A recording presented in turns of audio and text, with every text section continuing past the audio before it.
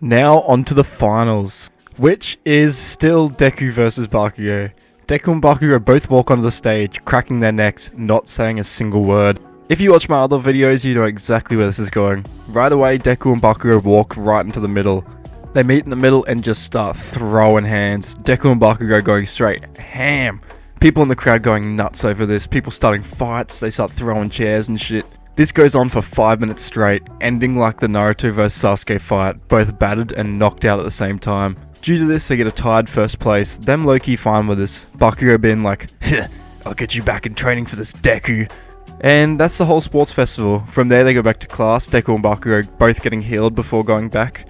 Coming back to see a huge stack of paper on both of their desks. They roll their eyes, knowing exactly what they had to read through. They would start, and for the next few days that was all they would do, read and jot down some names. After they got through the entire list, the two of them had chosen Bakugo going with Gran Torino to train One For All, and Deku going with Miyako. You know, fits pretty well in my opinion. Deku would leave that day to go on a train all the way to where Miyako lives. Now, this week would low-key just go as normal, Bakugo and Gran Torino getting full cowling like you would expect, and Deku and Miyako just going ham over the full week because, you know, there's no stain or anything because Shigaraki's not there. Yeah, I'm just gonna get rid of stain, you know. Over this week, Deku and Miyako train like wild animals. Pause. Deku would learn to trust his instincts more, tapping into a more primal side of him, giving him more strength, speed, endurance, and even better fighting senses. He's almost got like a spidey sense almost. Through this, Deku becomes fearless, almost being one-shot so many times over the week that he can legitimately stare down an attack point blank and not flinch. Eventually they get pulled back to school, taking the train and walking back to class with a completely different aura about him. Bakugo would notice this right away, seeing Deku as almost a completely different person at first, his aura and bloodlust in that moment going crazy. He decides to have a chat with Deku, which calls him out. He starts off with, "What the hell did she even do to you?" Deku looks back up at Bakugo. "You don't even want to know. All I know is that I can beat you, and that's for sure." Using his animal senses to legit size Bakugo up from aura alone, knowing he was just on top of him now. They're both distracted by Aizawa coming in, telling them to sit down as he then explains the next big event, the final exams. Now, because I really want to get to the finals, and because this story's gone on long enough, I'm just going to graze past this. Due to Deku and Bakugo being friendly, they're not paired with each other. Bakugo being alone versus All Might because his new power. Deku solo versing the hero that he interned with, Miyako. She, like All Might, drops from the sky, landing on the floor, cracking it and sending off a huge gust of wind. She stares Deku down. "This time I won't hold back." From there, Deku and her would just kinda wait.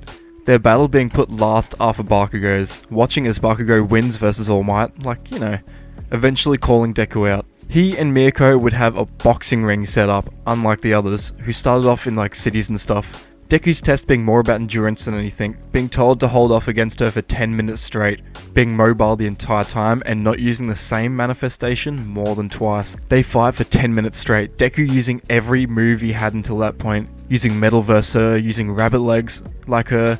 In the end, Deku passed, falling down to the floor completely dead with exhaustion. Miyako smiles seeing this, knowing Deku will be strong. He's sent to Recovery Girl, chilling in there for a little bit until he's dismissed once more. Due to this, they all get to the training camp, which is where it'll all be coming together. The class would get onto the bus like in canon and would stop at the top of the mountain. Deku, feeling something was coming up, would jump. As would Bakugo, his danger sense kicking in. They both look at each other, mid-air and smirk. Landing and looking at the teachers, Aizawa speaks up.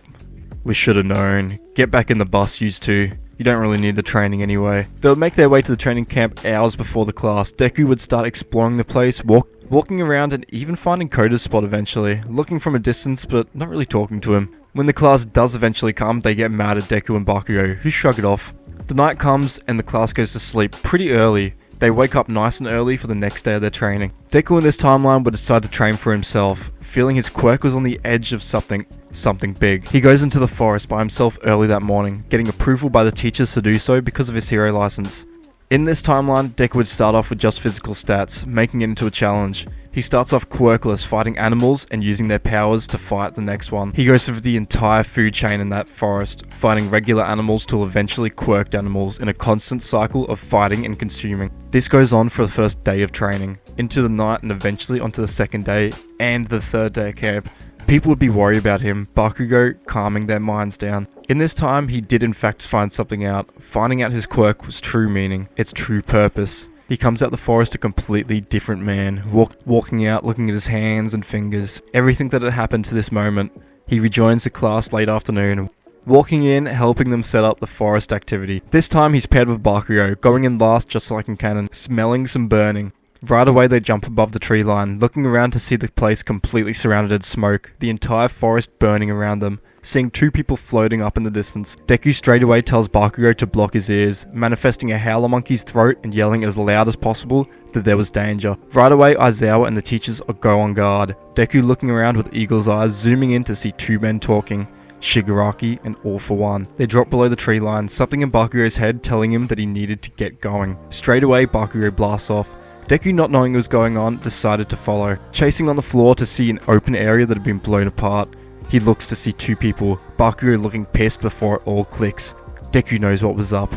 This is a guy that All Might was talking about when he gave one for all to Bakugo. Knowing this, his demeanor changes, moving out the bush and stepping out. Bakugo telling him to stay back, but Deku retorts, "You don't think I can keep up? That's cute." Deku holds his arm out, coating his fingertips and his entire body in diamonds, looking at the two of them. "I got something on my sleeve. You deal with the freak over there with the hands all over him." Deku smirks.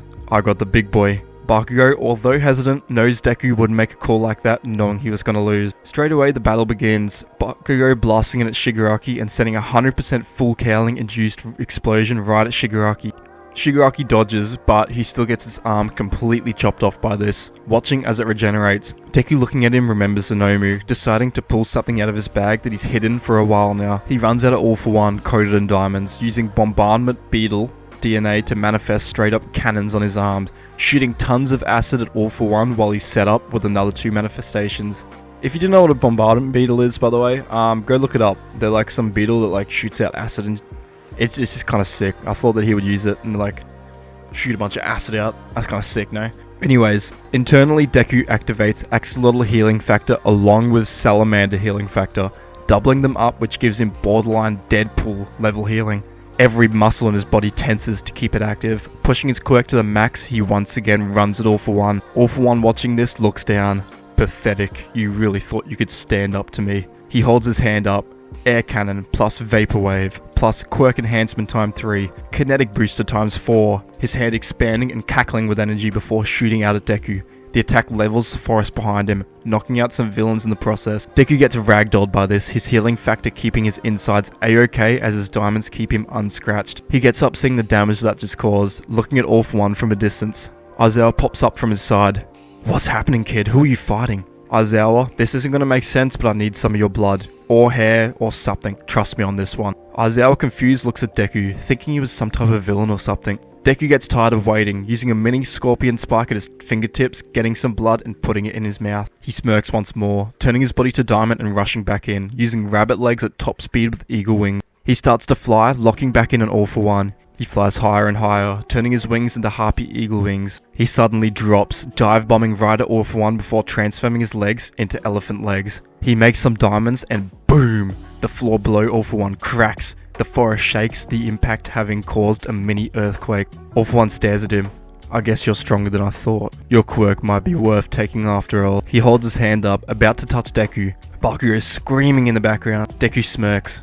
"I thought I told you to fight your own battles." He looks at All For One, who had his hand stretched out, using Aizawa's quirk, having manifested it from eating his blood. With this, All For One is quirkless. Deku uses his time to manifest a huge bullet ant stinger on his palm. He pierces All For One in the stomach, pumping him full of a neurotoxin. Feeling this, All For One drops to the floor, completely quirkless and feeling the pain of a bullet ant, but like times 100. He passes out straight away, being rendered useless due to the pain he's in. Deku looks at Shigaraki with the red eyes of Aizawa, before dropping to the floor himself. His head begins to thump, fading out of consciousness after straining himself with healing plus Aizawa's quirk on someone that powerful. He looks on, watching his Bakugo fought against Shigaraki, fading in and out, watching from the sidelines as the tide of battle goes from one side to the other, no one daring to get any closer. Deku starts healing his head a little bit, using Axolotl healing once more, this time by itself to heal his brain. Though he's able to heal himself and fight once more, he looks up to see Bakugo getting slammed on the floor by pissed off Shigaraki. Bakugo coughs up blood. Deku looking at this knew what he had to do. He rushes in, using camouflage to hide, sending out an invisible tentacle at Bakugo, pulling him out of the way of Shigaraki before taking some of his blood. He looks back at a bloody and beaten Bakugo, knowing he was the only thing left between Shigaraki and ruling the world. With one final look at Bakugo, he decides to put everything into one attack. Staring at Shigaraki as he walks Bakugo down, he begins muttering to himself once more. Like Amajiki in canon, he starts spamming every single animal he can. Boar, shrimp, goat, crocodile, bat, ant, snake, eel, whale. Shigaraki listens as he lists them off, getting closer and closer. His arm turns into a huge railgun, Deku taking his other hand, making it visible again and licking the blood off of Bakugo. One shot, Shigaraki! He aims Shigaraki down, feeling Bakugo's quirk coursing through his body. His explosions added to the railgun for power, and with one for all turning the railgun into an instant deletion machine. He powers it up, making it visible again. He looks at Shigaraki for one final time. See you in hell, Shigaraki! He sends it off, deleting Shigaraki from existence, as well as anything in that direction for 50 kilometers. Mountains having gaping holes in them, roads being torn up and ruined, trees erased from existence. His arm smokes, Deku straight away falling unconscious, eyes, nose and mouth bleeding. He's found by Aizawa about a minute later with an unconscious All For One and Bakugo, looking around the road to see destruction that seemingly continued on forever. Right away the police are called, All Might coming in and taking care of the fodder villains swiftly, locking up All For One and Tartarus for the rest of his natural life. With that, the League is cooked, Shigaraki being completely disintegrated, All For One being locked up for the rest of his life, Deku in the end going into a coma for 3 weeks after the battle, only waking up after Bakugo had just beaten overall. He's released, going in to find Bakugo. He'd go and sit and chat, Deku telling him what happened after he got knocked out and how everything happened. If anything, Bakugo saved his life that day. Before I finish the video, I do want to explain what happened, because I know my writing can be confusing at times, and honestly it's because I just get a lot of ideas at once, and it's hard to write them all at once because they come all at the same time, and I've already got another idea going. Deku in the forest would have figured out, through eating quirked animals, that he can manifest the abilities of quirks and the animals he eats, because genuinely I think that Amajiki should have got this power, genuinely, it makes sense. Using this, Deku would have taken Aizawa's blood, taking his quirk and using it against All For One before stabbing him with you know what a bullet ant is? They oh shit, it makes you hurt, yeah. He stabbed him with 100 times worth of that. He completely knocks him out. After this he faints because of the strain, waking up to see Bakugo almost beat. He then goes invisible to hide from Shigaraki, stacking quirks into a big railgun like Amajiki does. This time, he powers it up with One For All and explosions from Bakugo's blood, which he collected. That's it. All the big bads are defeated and all checkpoints are completed. That being said, if you made it this far, please comment pizza and I will pin you. Along with that, please drop a like and sub if you like this. More content in my description and Spotify linked in the comments. I hope you enjoyed, and I hope to all see you again. This was genuinely one of my favourite what ifs throughout. 14,000 words is crazy though, let's be real. Yeah, have a good one.